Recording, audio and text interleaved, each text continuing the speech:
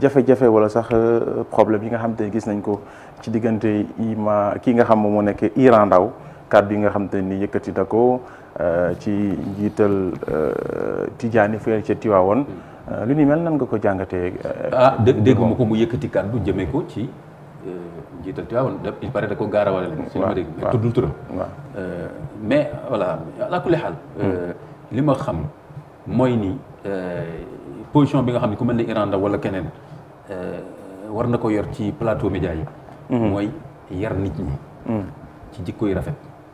yar nit ñi ci joxante cër donc lépp lu jëm ci gaaruwaale lépp lu jëm ci loo xam ne day niru di nu ma koy waxee encore di comparer xalif généraux yi xam nga li ma bëgg a wax.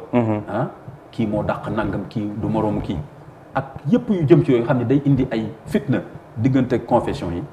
gis naa ni képp koo xam ne xam na l'islam dëgg te ragal yàlla te bëgg jàmm ci réew mi boo demee ba am parole am écoute ñu bëri di la déglu comme ku mel ni Iran Ndao war nga def attention bu baax plus que d'autres pour que li ngay wax yëpp nga di ko inscrire ci loo xam ne di nga jàngal nit ñi dëgg di nga leen jàngal lu baax te doo am benn nu mu koy waxee benn cafka ci di wax loo xam ne mën nañ ko jàppee gaaruwàlle wala da nga bëgg a yëkkati kii wàcc kii donc Iran Ndao war na seetaat discours am na ay problème et que war na ko seetaat dafa am ay ustaas yoo xam ne fi mu nekk nii bon bu nu waxee rek nga xam ne dafa am lu ñu jublu dañuy wayaan wala dafa am ñu ñu bëgg a suufeel ak ñu ñu bëgg a kawel loolu du jàngale l'islam loolu du éthique islamique. D'accord. Voilà. Surtout pour les jeunes il faut leur donner un discours équilibré un discours éclairé te bàyyi yi nga xam ne nag da nga koy régler sa bopp nga régler ko ñu ngi ko séqal mais booy wax en public nga wax lu ñëpp mën a dégg loo xam ne day defar. bëggoon naa ñu gën a